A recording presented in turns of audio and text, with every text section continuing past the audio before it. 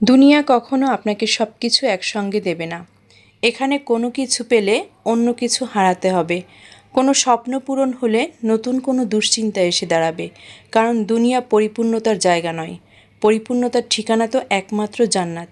আসসালামু আলাইকুম, আমন্ত্রণ করছি বরাবরের মতো লাইফস্টাইল ব্লগে। আমি Mehnaz, diary of teachers channel থেকে। আশা রাখছি কাছে বা দূরে যেখান থেকে বসে আজ আমাকে দেখছেন সবাই আলহামদুলিল্লাহ ভালো আছেন, আর আমরাও আলহামদুলিল্লাহ বেশ ভালো আছি। বাচ্চাদেরকে ওদের বাবা স্কুলে নিয়ে গেল, আর আমি এই ফাঁকে যে কাজগুলো করে নিই সেগুলো করে নিচ্ছি। বাচ্চাদের রুমটা গোছাতে চলে আসলাম, এরপরে আমাদের রুমটা গোছাবো। আজকের ব্লগটা অনেক বড় হয়ে গেছে, সেজন্য প্রথমেই আমি সরি বলে নিচ্ছি।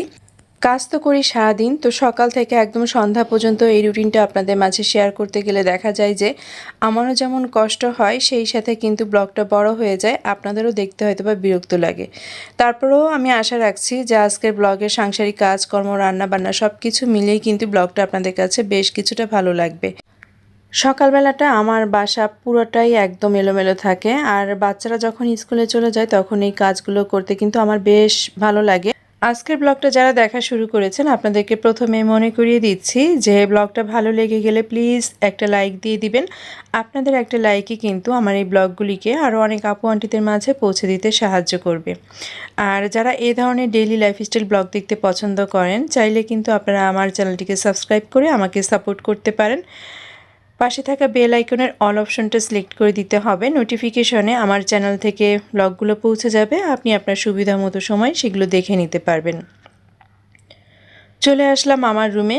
আমার রুমের বিছানাটা এখন গুছিয়ে নিচ্ছি। কাজ করতে করতে আপনাদের সাথে আরও অনেক কথা শেয়ার করি, যেহেতু ব্লগটা আজকে বেশ বড় হয়েছে।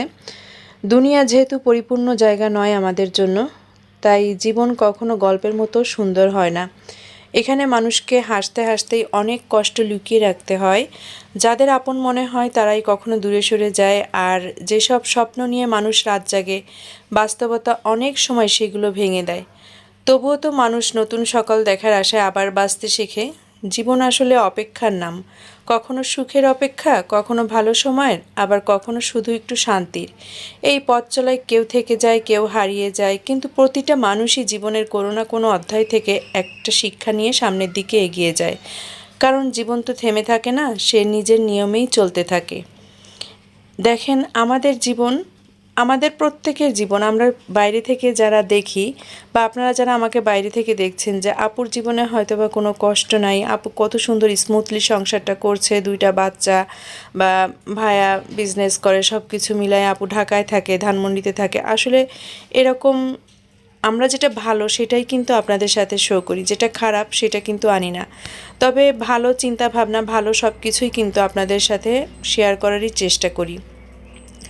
আমাদের প্রত্যেকেরই জীবনে কিছু না কিছু কষ্ট দুঃখ থাকে, সেগুলো কিন্তু আমরা লুকিয়ে রেখেই কিন্তু হাসতে হাসতে কিন্তু এই সংসার জীবনটা পার করে দেই। তো কখনো দেখা যায় কি নিজের এই কষ্টটা নিজেকে লুকিয়ে রাখি, আর ভেতরে ভেতরে কিন্তু সব সময় আল্লাহকে ডাকি যে আল্লাহ যেন আমার এই কষ্টকে শেষ করে দেন, বা এই কষ্টে দ্রুতই আল্লাহর কাছে এই সমস্যার সমাধান চাই, এমনটাই। তো আমাদের জীবনের প্রতিটা ধাপেই আসলে আমরা যেহেতু মানুষ, মানুষের সাথে উঠা বসা করতে হয়, চলাফেরা করতে হয়, কাজকর্ম করতে হয়। তো প্রতিটা ধাপেই বা জীবনের প্রতিটা সময় কিছু না কিছু মানুষের সাথে আমাদের পরিচয় হয়, কিন্তু কেউ কিন্তু স্থায়ীভাবে কি জীবনের সাথে থেকে যায়? থাকে না। খুব কম মানুষই আছে যারা আপনার দুঃখে দুঃখ পায় বা দুঃখিত হয়, যারা আপনার কষ্টে ব্যথিত হয়। আর অধিকাংশ মানুষই কিন্তু সুখের সময় চারিপাশে আসে। তো যারা থাকে তারা তো থাকে, দুই একজন মানুষ, আর যারা থাকে না তারা কিন্তু একটা চরম শিক্ষা দিয়ে তারপরে আমাদের লাইফ থেকে বিদায় নেয়। তো প্রত্যেকটা সময় বা প্রতিটা ধাপে যখন যে অবস্থায় থাকুক না কেন, বা যত খারাপ অবস্থায় আসুক না কেন আমাদের জীবনে, সব সময় যেন আমরা আল্লাহর উপরে ভরসা রাখি। আজ আসলে আমি স্কুল আওয়ারে আসলে ভয়েস ওভার করছি, তাই পাশ থেকে অনেক বেশি শব্দ চলে আসছে। আপনারা প্লিজ ক্ষমা সুন্দর দৃষ্টিতে দেখবেন আমাকে। আর আরেকটা কথা বলি, যে আমরা অনেক সময় ভাবি যে আমি এত কষ্ট পাচ্ছি, আল্লাহ হয়তো বা আমার কথা শুনে না। আসলে তা না। আল্লাহ কিন্তু আমার, আপনার, আপনাদের, আমাদের সবার কথা শুনেন। আমি আপনি যখন কিন্তু মানুষের কথায় কষ্ট পেয়ে কাঁদতে কাঁদতে মানে অসহ্য সীমার বাইরে চলে যাই, আল্লাহ তখন খুব যত্ন করে আপনাকে আমাকে ঘুম পাড়িয়ে দেন আর ঘুমের মধ্যে সকল ব্যথার উপর রহমতের পরশ বুলিয়ে দেন। তাই তো জেগে উঠে মনে হয় যে গত রাতে সেই ভারী কষ্টটা আর বুঝি আগের মতো নেই। আপনি যখনই মানুষের কটু কথা শুনতে শুনতে এবং বারবার অপমানিত হতে হতে নিজের মূল্যটাই ভুলে যাই, তখন আল্লাহ সিজদায় এনে এমন এক সম্মান দেন যা কোনো মানুষ দিতে পারে না। আমাদের রব সবসময় আমাদের সাথে থাকেন, ভিন্ন রূপে, ভিন্ন পন্থায়, ভিন্নভাবে। তাই কখনোই আমার রবের দিকে ফিরে আসা থামিয়ে দিবেন না। সব সময় যত কষ্টই হোক না কেন আল্লাহর কাছে শুধু চাইতেই থাকবেন। আমার কষ্ট হচ্ছে, বুক ভারী হয়ে যাচ্ছে, আল্লাহর কাছে আপনি চাইতে থাকেন যে আমার কষ্ট কমিয়ে দাও। আমি পরীক্ষায় পারছি না, হ্যাঁ আল্লাহ আমাকে পরীক্ষায় পাশ করিয়ে দাও। আমার এটা নাই, হ্যাঁ আল্লাহ আমাকে এটা দিয়ে দাও। তোমার কাছে তো কোনো কিছু কম নাই। মানে যখনই যা কিছু হয় তখনই সেটা যেন আমরা আল্লাহর কাছে বলতে থাকি, মানুষের কাছে যেন আশা পাওয়া সব কিছু যেন কমিয়ে দেই। টোটালি কোনো এক্সপেকটেশন না রাখলেই কিন্তু সেটা ভালো হয়। আর আল্লাহর কাছে যত বেশি চাইতে থাকবো, যত বেশি আশা রাখবো, ততই আল্লাহ আমার দোয়াগুলো কবুল করতে থাকবেন, আমাদের সবার দোয়াগুলো কবুল করতে থাকবেন। আমিন। তো আসলে আজকে কথা বলতে বলতে আসলে ভিন্ন কথাগুলো বলে ফেলেছি, সরি। তো এই তো ড্রয়িং রুমটাকে গোছানো হয়ে গেছে। আর আমি কিন্তু প্রচণ্ড গরমের মধ্যে কাজ করছি, উপরে ফ্যান চলছে কিন্তু পুরো শরীর মনে হচ্ছে যে ঘাম বেয়ে বেয়ে পড়ছে। সংসারের কাজগুলো আসলে খুব মানে এমনভাবে কাজ করছি যে কষ্ট তো হচ্ছেই, ঘাম ঝরছে শরীর থেকে।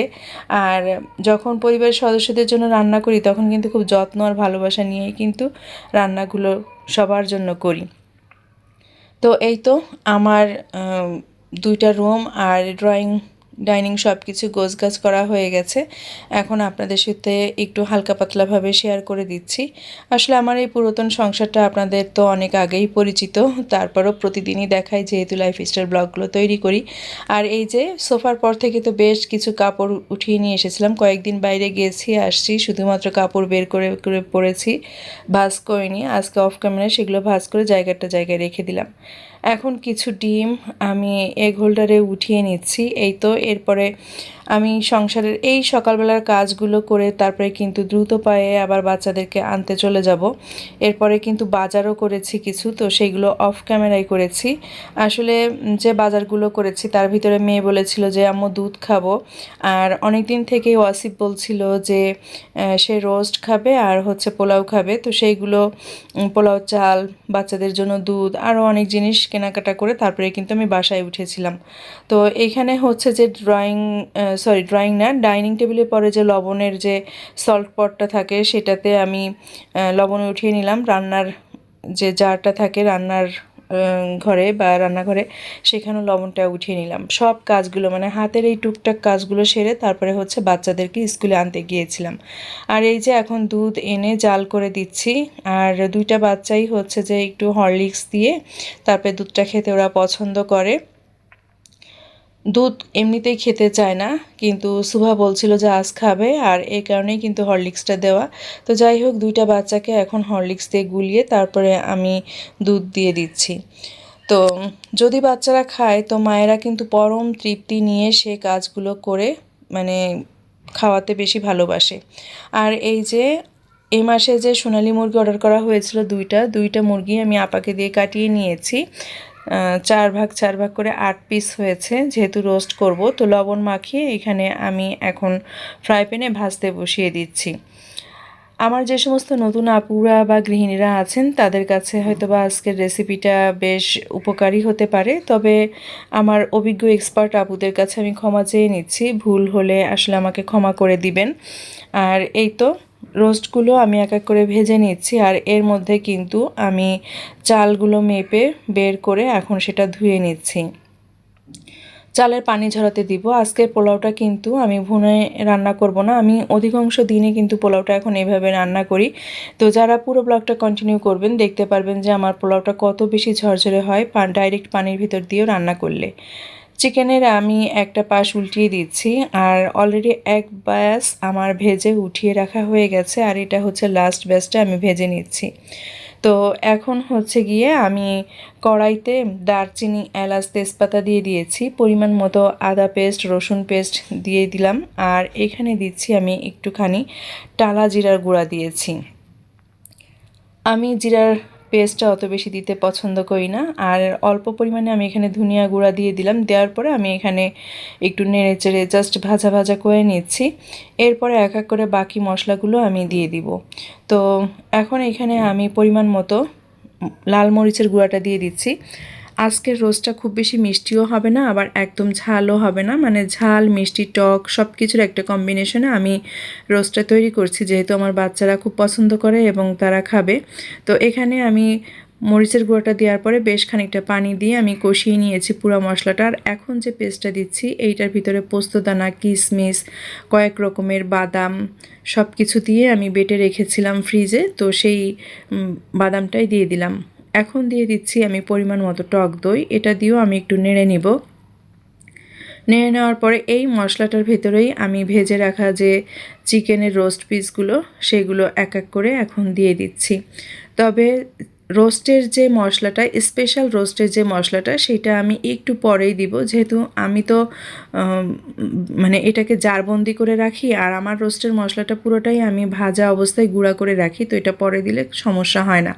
চাইলে কিন্তু এখানে মশলার ভিতরেও দিয়ে দেওয়া যায়, তো আমি সেটা আর করিনি। তো রোস্টের সব পিসগুলো দিয়ে দেওয়ার পরে আমি এখানে দুধের হাঁড়িতে অল্প একটু দুধ ছিল, সেই দুধের ভিতরে রোস্টের পিসগুলো রেখেছিলাম, তো সেই দুধটুকু দিয়েছি, প্লাস হচ্ছে যে হাঁড়িটা ধুয়ে একটু পানি দিয়ে আমি নেড়ে চেড়ে দিয়ে দিচ্ছি। ঢাকনা দিয়ে অবশ্যই ঢেকে দিয়েছিলাম। এখন হচ্ছে গিয়ে আমি যে আমার স্পেশাল রোস্টের মশলা ছিল সেটা আমি দিয়ে এই যে আমি নেড়ে দিচ্ছি। আর যতটুকু পানি দিয়েছি এই পানিতেই কিন্তু আমার পুরো রোস্টটা কমপ্লিট হয়ে যাবে এবং মাংসটাও সুন্দর করে সিদ্ধ হয়ে যাবে। তো ঢেকে দিয়ে আমি রান্না করে নিচ্ছি। আর এপাশ থেকে কিন্তু আমার পোলাও রান্না করার জন্য আমি পানি দিয়ে দিয়েছিলাম কড়াইতে, চুলাতে। তো এর ভিতরে আমি ঘি দিয়ে দিয়েছি, লবণ দিয়ে দিয়েছি, দারচিনি, এলাচ, তেজপাতা দিয়েছি। পানিতে বলক উঠে গেলে এখন আমি পোলাওর চালগুলো দিয়ে দিয়েছি। অনেকে অবস্থায় পোলাও রান্না করতে ভয় পায়, কিন্তু আসলে ভয় পাওয়ার কিছু নেই। কিছু টেকনিক অবলম্বন করলেই কিন্তু এইভাবে রাইসটা বেশ ঝরঝরে হয় এবং খেতেও খুব স্বাদ হয়। তো আমি এখানে আর একটুখানি তেল দিয়ে দিলাম, যেহেতু আগে আমি ঘি দিয়ে দিয়েছিলাম। এখন হচ্ছে একটু চিনি দিয়ে দিচ্ছি। তো চিনি দিয়ে আমি এখন নেড়ে দিচ্ছি। নেড়ে দেওয়ার পরে যতটুকু পানি আছে আমি চুলার আঁচটাকে কমিয়ে ঢাকনা দিয়ে ঢেকে তারপরে রান্না করে নিব। চাল যদি ভুনে রান্না না করেন তাহলে সেক্ষেত্রে পোলাওর চালটা আগে ধুয়ে পানি ঝরাতে দিবেন, যেন চালটা একদমই ঝরঝরা থাকে। তো সেই অবস্থায় রান্না করলে একদমই ভাতটাও ঝরঝরা হয়, এটা হচ্ছে একটা টিপস। আর পানির পরিমাপটা তো চাল যে কয় পট থাকবে পানিটা সেটা ডাবল হবে, আর নতুন চাল হলে একটু কম পানি দিতে হবে। রোস্টের ভিতরে এখন একটু নেড়েচেড়ে আমি কয়েকটা কাঁচামরিচ দিয়ে দিলাম। তারপরে এখন দিয়ে দিচ্ছি চিনি, যেহেতু টক দই দিয়েছি ব্যালেন্সটা ঠিক রাখতে হবে আমাকে।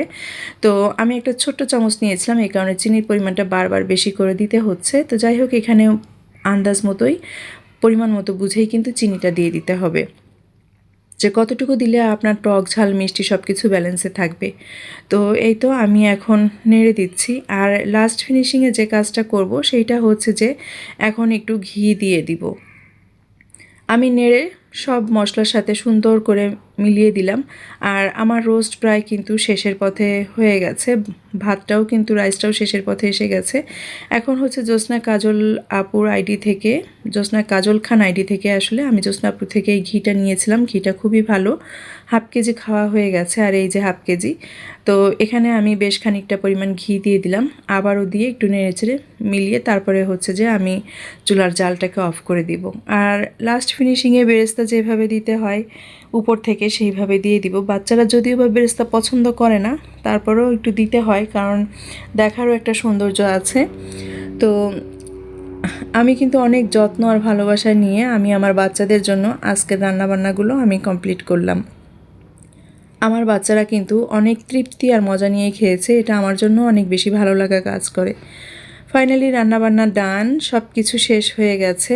আর আমার পোলাওটাও আমি আপনাদের সাথে একটু শেয়ার করে দিচ্ছি। দেখেন, আমি এখন নেড়ে চেড়ে জাস্ট এটাকে দমে রেখে তারপরে গোসলে চলে যাব।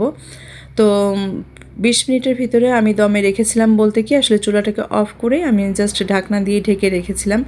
আপনারা কাঠিটা খেয়াল করলে দেখতে পারবেন বা বুঝতে পারবেন যে কতটা ঝরঝরে হয়েছে, ভাত কিন্তু কাঠিতে লেগে থাকছে না। তো এই তো রান্না বান্না সব শেষ করেছি, গোসল নামাজ শেষ করে এখন হচ্ছে বাচ্চাদের খেতে দিব আর নিজেও খেয়ে নিব। তো এই হচ্ছে আমার রোস্টের ফাইনাল লুক। খুবই মজা হয়েছিল। আপনাদের ভাইয়া একদম রাতের বেলা এসে খেয়েছে, আর আমরা তো দুপুরবেলা থেকেই খেয়েছি। তো 3 জনের জন্য 3 পিসই উঠাচ্ছি, কিন্তু বাচ্চারা 1 পিস খেয়েছিল আর আমি 1 পিস খেয়েছিলাম। তো আমি একটু ঝোল করেছি, যেহেতু পোলাওর সাথে আমি অন্য কোনো আইটেম রাখিনি, শুধুমাত্র এই রোস্টটা করেছি, যার কারণে হালকা একটু ঝোল রেখেছি। আর আমাদের বাসায় আমার মেয়ে আর ওর বাবা একটু ঝোল না হলে খেতেই পারে না, যার কারণে একটু হালকা ঝোল রেখেছি। সুভাকে বললাম এটা নিয়ে টেবিলে চলে যেতে, আর আমি এখন ভাতটা উঠিয়ে নিচ্ছি। রাইসটাও খুব সুন্দর হয়েছে। আমি বরাবরই কিন্তু এভাবে পানি ফুটিয়ে তারপর ডাইরেক্ট চাল দিয়ে রান্না করতে বেশি পছন্দ করি। এটা হচ্ছে যে খুব দ্রুত সময়, ব্যস্ত সময়ের মধ্যে হয়ে যায়। যখন খুব বেশি আমরা মায়েরা ব্যস্ত থাকি তখন এইভাবে রান্না করলে বেশ ভালোই হয়। আর ভুনাভুনি করার আসলে টাইম ছিল না আমার। তো পুরা পাতিলের ভাতটা আমি একটু নেড়ে দিয়ে তারপরে ঢেকে দিলাম। আর এখন ভাত নিয়ে 2টা বাচ্চাকে খাইয়ে দিব। সুভা তো কয়েকটা দিন একটু অসুস্থ, ও খেতে পারছিল না। তো আসলে আমি মূলত চেষ্টা করি যে ওরা নিজেরা হাত দিয়ে খাক, কিন্তু আবার মাঝে মধ্যে কিছু সময় থাকে যে যখন আসলে ওরা আর হাত দিতে চায় না, তখন নিজেকেই খাওয়াতে হয়। তো বিশ্বাস করেন, এই প্লেটের ভাত আমরা 3 জনে খেয়েছি, 2 বাচ্চা খেয়েছে, আর এখন হচ্ছে আমি খেতে বসেছি। তো বাচ্চাদেরকে বললাম যে আমাকে একটা খিরাই ছুলে এনে দাও। তো আমার সুভা খিরাই ছুলে এনে আমাকে দিচ্ছে। তো এখন হচ্ছে যে আমার খাওয়া দাওয়া শেষ করলাম। আর এটা আসরের নামাজের পরে আমি এখানে 2টা ডিম সিদ্ধ করে গ্রেট করে নিয়েছি, কিছু গাজর কুচি নিয়েছি, এখন একটু গোলমরিচ ক্রাশ করে দিচ্ছি, মেয়োনিজ দেবো, আর টমেটো কেচাপ দিয়ে আমি একটা স্টাফিং রেডি করে নিচ্ছি। বাচ্চাদেরকে স্যান্ডউইচ বানিয়ে দিব, এগ স্যান্ডউইচ। আমি এই রেসিপিটা আপনাদের মাঝে অনেকবার শেয়ার করেছি, তারপরেও আজ করছি, যেহেতু মাঝে মধ্যে নতুন কিছু আপুরা জয়েন করেন বা তারাও দেখতে চান, এই কারণে কিন্তু আমি আবারও শেয়ার করছি রেসিপিটা। তো ভালো করে আমি মেখে নিচ্ছি। মেখে নেওয়ার পরে দেখেন, এখানে কিন্তু আপনারা আলু সিদ্ধ করেও আলুটাকেও গ্রেট করে দিতে পারেন। আবার অনেক সময় আলু সিদ্ধ করে সিদ্ধ আলুটাও কিন্তু তেলের উপরে মরিচ পেঁয়াজ দিয়ে ভেজে নিতে পারেন, সেইভাবেও আপনারা, সেটা হবে পটেটো স্যান্ডউইচ, আর এটা হয়েছে এগ স্যান্ডউইচ। তো যাই হোক, আজকে এগ স্যান্ডউইচ নিয়েই কথা বলি। তো এই তো এখন একটা সাইডে লাগিয়ে দিচ্ছি, আর আরেকটা সাইড দিয়ে আমি উপর দিয়ে ঢেকে দিব। এভাবে করে আমি আমার সবগুলো স্যান্ডউইচ রেডি করে নিচ্ছি। আমার ওয়াসিফ কিন্তু অনেক বেশি পছন্দ করে এই স্যান্ডউইচটা। তো এখন আমি চুলায় ফ্রাই প্যান বসিয়ে দিয়েছি, আর এক সাইড করে আমি হালকা শ্যালো ফ্রাই করে নিব, যাতে খুব বেশি পুড়ে না যায়। তো বাচ্চারা যখন আমার হাতের এই খাবারগুলো খায় না, তখন কিন্তু একজন মায়ের ভিতরে পরম তৃপ্তি কাজ করে যে না, আজ বাচ্চাদেরকে খাইয়ে অনেক বেশি শান্তি পেয়েছি। আমার ক্ষেত্রেও তাই হয়, আমার মনে হয় প্রতিটা মায়ের ক্ষেত্রেই তাই হয়। তো সংসারে কাজগুলো করেছি আসলে ঘাম ঝরাতে, আর পরম যত্ন ভালোবাসা নিয়ে বাচ্চাদের জন্য খাবার রেডি করেছি, বিকালের নাস্তা, দুপুরের খাবার। এই তো এভাবে করে আমি 2 সাইডে একটু শ্যালো ফ্রাই দিয়ে তারপরে তুলে নিয়েছিলাম। আর এখন আমরা বিকালের নাস্তাটা এই এগ স্যান্ডউইচটা দিয়েই কমপ্লিট করব। আজকের ব্লগটা যদি আপনাদের কাছে ভালো লেগে যায়, তো আমার প্রিয় আপুরা প্লিজ আমাকে কমেন্ট করে পরবর্তী দিনের ব্লগ তৈরি করতে উৎসাহ যোগাবেন। আশা রাখছি আমার প্রিয় আপুরা কমেন্ট করতে ভুলবেন না। ভালো থাকবেন সবাই, দেখা হবে, কথা হবে নেক্সট ব্লগে। বিদায় নিচ্ছি, আল্লাহ হাফেজ, আসসালামু আলাইকুম।